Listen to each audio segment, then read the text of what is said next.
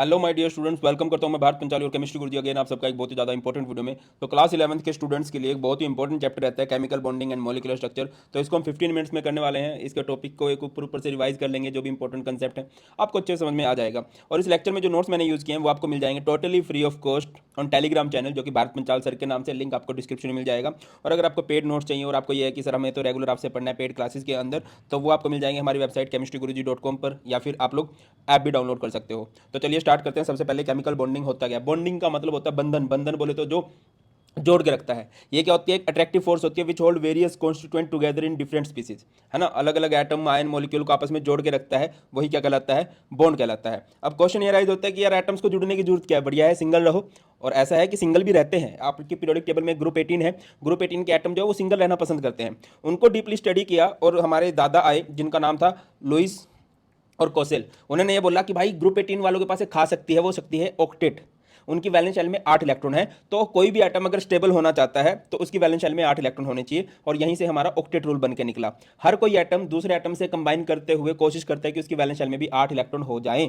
कुछ एक्सेप्शन भी होते हैं, लाइक हाइड्रोजन, हीलियम, ये डपलेट को फॉलो करते हैं। डपलेट का मतलब क्या होता है? जो चाहते हैं कि वैलेंस शेल में 2 इलेक्ट्रॉन हो। बाकी हर कोई एटम यही चाहता है कि हमारी वैलेंस शेल में 8 इलेक्ट्रॉन हो।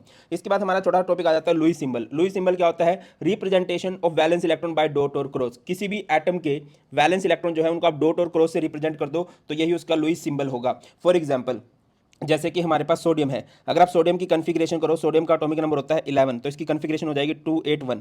वैलेंस शेल मतलब आउटर मोस्ट शेल। तो आप सोडियम के अराउंड में क्या कर सकते हो? एक डॉट लगा सकते हो, या फिर सोडियम के अराउंड में एक क्रॉस लगा सकते हो। जैसे कि मैं बात करता हूँ क्लोरीन, जिसका एटॉमिक नंबर होता है 17, तो इसकी कॉन्फ़िगरेशन क्या हो जाएगी भाई? 287। या फिर एक नए वाली कॉन्फ़िगरेशन क्या होगी? 1s2, 2s2, 2p6, 3s2, 3p5। Valence shell क्या होती है बेटा? एस का जो बड़ा नंबर होता है उसके बाद वैलेंस शेल स्टार्ट होती है। तो एस में 2 और पी में 5 इलेक्ट्रॉन है, तो इसकी वैलेंस शेल में कितने इलेक्ट्रॉन आपको देखने को मिल रहे हैं? 7 इलेक्ट्रॉन आपको देखने को मिल रहे हैं। तो इसके अराउंड में भी आप लोग 7 डॉट लगा सकते हो, या फिर 7 क्रॉस लगा सकते हो। यही लुईस सिंबल है। आगे बात करते हैं टाइप्स ऑफ बॉन्ड की। तो कई तरह के बॉन्ड होते हैं। सबसे पहले हमारे पास है बेटा जी आयोनिक बॉन्ड। आयोनिक बॉन्ड क्या होता है? Formed by complete transfer of electron from one atom to another atom. For example हमारे पास है सोडियम। सोडियम की वैलेंस शेल में 1 इलेक्ट्रॉन है। क्लोरीन, जिसकी वैलेंस शेल में 7 इलेक्ट्रॉन है। तो क्या करेगा? अब देखो सोडियम के पास 2 पॉसिबिलिटी है, या तो ये 7 इलेक्ट्रॉन ले ले तब इसके पास ऑक्टेट हो जाएगा, या फिर ये अपना 1 इलेक्ट्रॉन दे दे। तो आपको पता है इसके लिए 1 इलेक्ट्रॉन देना ईजी है ना। अब ये घर से निकले, मम्मी मैं 7 इलेक्ट्रॉन को लेके आऊंगा, और उधर से क्लोरीन 7 इलेक्ट्रॉन लेके निकले कि मम्मी हम 1 इलेक्ट्रॉन को लेके आएंगे, तो कौन जीतेगा? ऑब्वियस ही बात है कि ये सोडियम कोई साउथ का हीरो तो है नहीं कि 20-20, 25-25 गुंडों को तोड़ मारेगा। रियलिटी में ऐसा नहीं होता है। रियलिटी में तो अगर 2-3 भी बंदे हैं तो अकेला बंदा पिट जाता है ना। ऐसे एक्सपीरियंस मैं आपके साथ शेयर करता रहूंगा।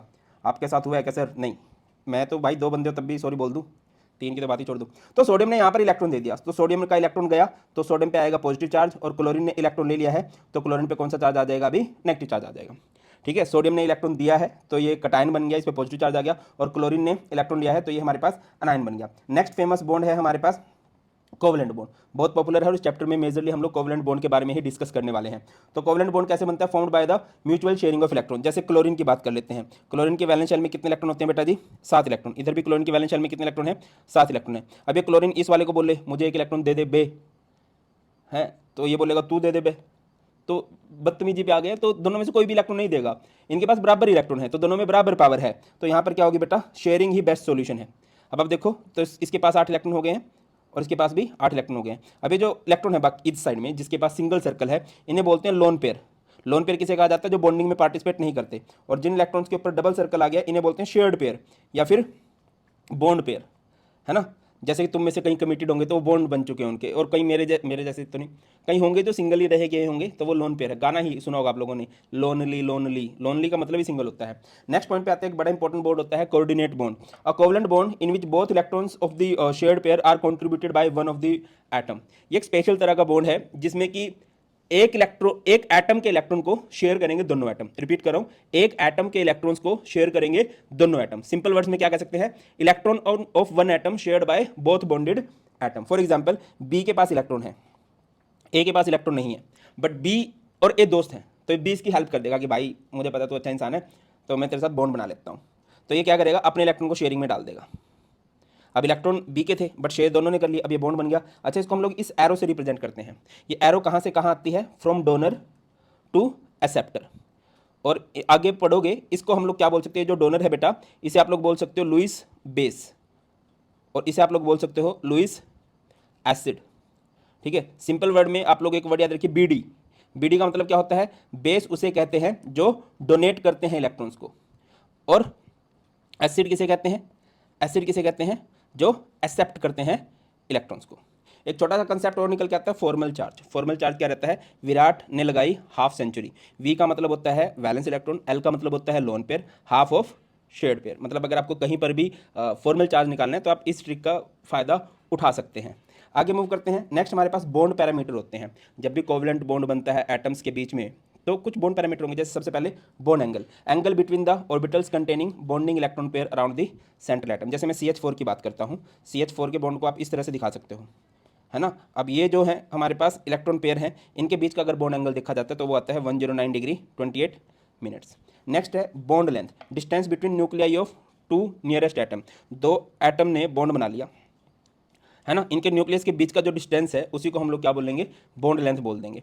और देखा गया है कि जैसे एक सिंगल बॉन्ड होता है, एक डबल बॉन्ड होता है, एक ट्रिपल बॉन्ड होता है, as bond multiplicity increases, as bond multiplicity increases, bond length क्या होती जाती है बेटा, डिक्रीज होती जाती है, बॉन्ड लेंथ डिक्रीज होती जाती है। अगला है बॉन्ड इंथैल्पी, बॉन्ड एनर्जी। एक बॉन्ड है उसको तोड़ने में हमें जितनी एनर्जी लगानी पड़ेगी दैट इज बॉन्ड एनर्जी या bond enthalpy, amount of energy required to break 1 mole of bond in gases phase. Next is bond order. Bond order वही है कि कितने इलेक्ट्रॉन्स की शेयरिंग हुई है ना, single bond, double bond, triple bond, वो वाली बात है। नेक्स्ट हमारे पास एक बहुत ही इंपॉर्टेंट थ्योरी हो जाती है जिसका नाम होता है वेस्पर थ्योरी। फुल फॉर्म क्या होती है, valence shell electron pair repulsion theory. ये क्या बोलती है, ये हमें एटम्स, ये मॉलिक्यूल्स की ज्योमेट्री रिकमेंड करती है, बताती है, हमें उनकी शेप बताती है, बॉन्ड एंगल बताती है। ये है, मैं इसका सिंपल वर्जन करा रहा हूँ, है ना। तो यहाँ पर आपको स्टेरिक, अच्छा सेंट्रल एटम एक होगा, मतलब जिसके अराउंड में बॉन्ड बनेगा वो सिर्फ एक ही होगा, सेंट्रल एटम एक होगा। बॉन्ड पेयर एक से ज़्यादा होंगे, लोन पेयर एक से ज़्यादा हो सकते हैं, और उनके बीच में रिपल्शन होगी। ठीक है, अगर आपके कभी बॉन्ड पेयर 2 हैं तो वहाँ पर आपको देखने को मिलेगा लीनियर स्ट्रक्चर। अगर आपके बॉन्ड पेयर 3 है तो वहाँ पर आपको देखने को मिलेगा ट्राइगोनल प्लेनर। अगर आपके बॉन्ड पेयर 4 हैं तो आपको देखने को मिलेगा टेट्राहेड्रल। अगर आपके बॉन्ड पेयर 5 हैं तो वहाँ पर आपको मिलेगा ट्राइगोनल बाय पिरामिडल। अगर आपके बॉन्ड पेयर 6 हैं तो वहाँ पर आपको देखने को मिलेगा बेटा जी ऑक्टाहेड्रल। ठीक है, यहाँ पर बी लगा देना, और बीच में एक सेंट्रल एटम है। अच्छा, मैंने यहाँ पर लोन पेयर को कंसीडर नहीं किया है, कोज वीडियो बहुत लेंथी हो जाती, उसके इसके इस टॉपिक पे, वेस्पर थ्योरी वाले टॉपिक से मैं एक शॉर्ट वीडियो और बना दूंगा जिससे आपको और बढ़िया से क्लियर होने लगे बातें। ठीक है, तो अच्छा, वेस्पर थ्योरी से ही मिलता जुलता कंसेप्ट होता है हाइब्रिडाइजेशन, है ना। और किसी की भी शेप आपको इजीली प्रेडिक्ट करनी हो तो उसकी हम ट्रिक भी अभी करेंगे, डोंट वरी। तो हाइब्रिडाइजेशन की बात एक बार हम लोग कर लेते हैं। हाइब्रिडाइजेशन क्या होता है, हाइब्रिडाइजेशन मीन्स होता है इंटरमिक्सिंग।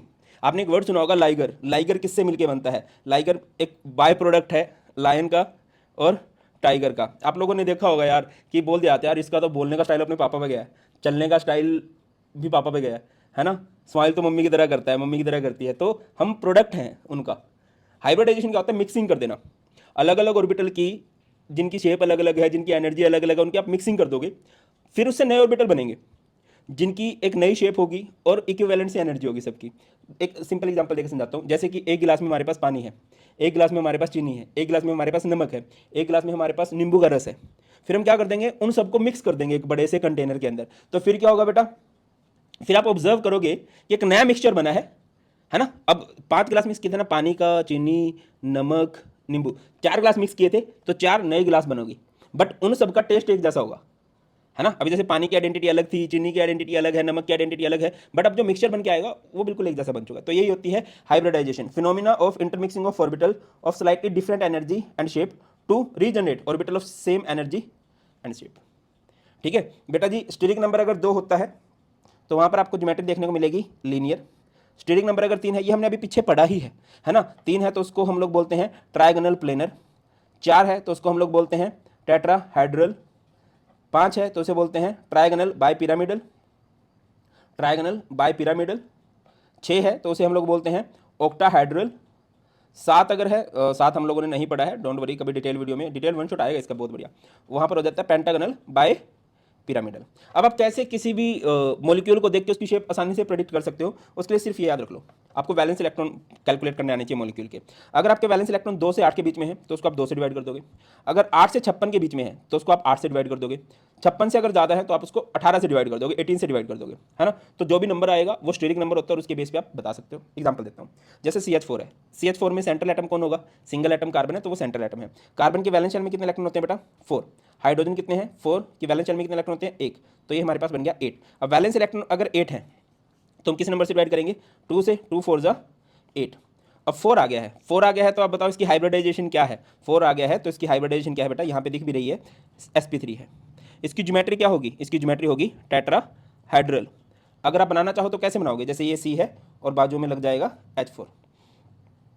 SF6 की बात करते हैं। सल्फर की वैलेंस शेल में कितने इलेक्ट्रॉन होते हैं भाई? सल्फर की वैलेंस शेल में होते हैं 6 6 ही होते हैं। हाँ, फ्लोरीन कितने हैं? 6 हैं। फ्लोरीन की वैलेंस शेल में कितने इलेक्ट्रॉन होते हैं? 7। तो यहाँ से आ जाएगा नंबर आपको 48। अब बताओ 48 को किससे डिवाइड करेंगे? दिखाई दे रहा है, अगर वैलेंस इलेक्ट्रॉन 2 से 8 के बीच में है तो 2 से डिवाइड करना है। 8 से 56 के बीच में है तो आप लोग 8 से डिवाइड करोगे। अगर मोर देन 56 है तो आप उसको 18 से डिवाइड करोगे। तो इस नंबर को आप 8 से डिवाइड करोगे, 8 6 48 हो जाएगा। अब 6 अगर आ गया है तो 6 अगर आ गया तो हाइब्रिडाइजेशन क्या होगी बेटा? sp3d2 और ज्योमेट्री क्या हो जाएगी यहाँ से?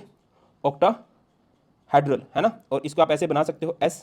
ऑक्टाहाइड्रल की शेप पीछे से आप लोग देख सकते हो बेटा, मेरे को थोड़ी सी याद है। क्या सर याद है तब भी गलत बना रहे हो? ऐसी ऐसी सी होती है यार, SF6। अब एक क्वेश्चन आपके लिए है, 2 क्वेश्चन है, चलो आप लोग मुझे PCl5 और AlCl3 इनकी आप लोगों ने मुझे क्या बतानी है?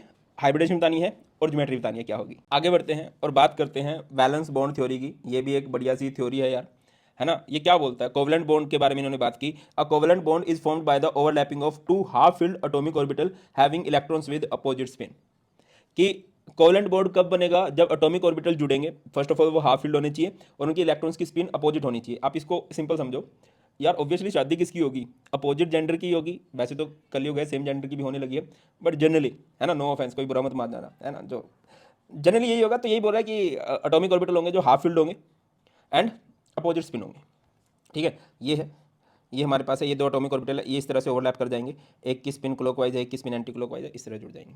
और जब ये जुड़ेंगे तो हमारे पास 2 तरह के बॉन्ड बन के निकलेंगे, sigma bond and pi bond. ये सिग्मा ऐसे है और पाई ऐसे। सिग्मा मेल आप लोगों ने सुना होगा, सिग्मा बॉन्ड बिल्कुल वैसा ही है। ठीक है, it is formed by the end on end overlapping, head to head overlapping से बनता है ये। जैसे कि ये SS ऑर्बिटल ऐसे मिल गए, जैसे SP बन गए, इस तरह से जुड़ गए, या फिर PP इस तरह से जुड़ गए, तो ये हमारे पास सिग्मा बॉन्ड है। और पाई बॉन्ड ऐसे बनता है जो साइड वाइज ओवरलैपिंग से बनता है। It is formed by side wise overlapping. It has independent existence. हमेशा पहला बॉन्ड जो बनेगा सिंगल बॉन्ड बनेगा, और single bond means sigma bond होता है। Pi bond means multiple bond. अब किसी मॉलिक्यूल के बीच में जरूरी नहीं है कि मल्टीपल बॉन्ड होंगे, वहाँ पे सिर्फ सिंगल बॉन्ड भी हो सकते हैं। It means single bond, sigma bond तो हमेशा आएगा ही आएगा, पाई बॉन्ड हमेशा आएगा ऐसा जरूरी नहीं है। तो यही बात हम लोगों ने लिखी है, it has no independent existence. Sigma bond में क्या होता है? ओवरलैप्ड एरिया जो होता है वो लार्ज होता है, तो ये एक स्ट्रॉन्ग बॉन्ड है। On the other hand pi bond एक वीक बॉन्ड होता है। There can be only one sigma bond, सिर्फ एक सिंगल होता है। पाई बॉन्ड डबल भी हो सकता है, ट्रिपल भी हो सकता है, तो पाई बॉन्ड एक से ज़्यादा हो सकते हैं। नेक्स्ट हमारे पास होता है रेजोनेंस। एक सिंपल सी बात है कि आप मॉलिक्यूल का एक स्ट्रक्चर बना रहे हो, तो उस स्ट्रक्चर से उसकी सारी प्रॉपर्टीज को एक्सप्लेन कर पाना मुश्किल हो रहा है, तो आप उसके एक से ज़्यादा स्ट्रक्चर बनाओगे। ऐसे स्ट्रक्चर को बोलते हैं रेजोनेटिंग स्ट्रक्चर, और इस प्रोसेस को कहा जाता है resonance. When all the properties can not be explain by single structure, so 2 or more than 2 structure are drawn to explain all of the properties. Process is called resonance. Structure that drawn are called resonating structure. और actual structure कहीं बीच में होता है, उसको हम लोग बोलते हैं रेजोनेंस हाइब्रिड। जैसे आप बेंजीन को देखो, ये बेंजीन का फॉर्म होता है C6H6, 6 कार्बन का एक साइक्लिक स्ट्रक्चर होता है। अल्टरनेट डबल बॉन्ड है। अब अल्टरनेट डबल बॉन्ड को भी ध्यान से देखो, जैसे इसमें स्टैंडिंग बॉन्ड लेफ्ट में है, इसमें स्टैंडिंग बॉन्ड राइट में है, और ये हमारे पास रेजोनेंस हाइब्रिड है।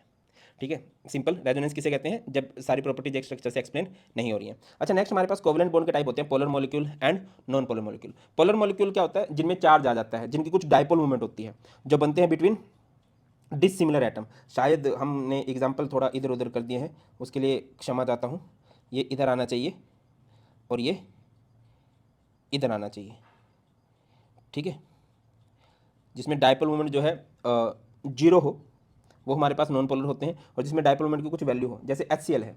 अब H और Cl के बीच में जब कोवलेंट बॉन्ड बनेगा तो हमें पता है कि यार यहाँ पर Cl थोड़ा ज़्यादा पावरफुल है। जो ग्रुप 18 के जितने ज़्यादा पास होते हैं उतने ज़्यादा पावरफुल होते हैं, तो उस पर हल्का सा नेगेटिव चार्ज आ सकता है, इस पर हल्का सा पॉजिटिव चार्ज आ सकता है, तो ये पोलर मॉलिक्यूल है।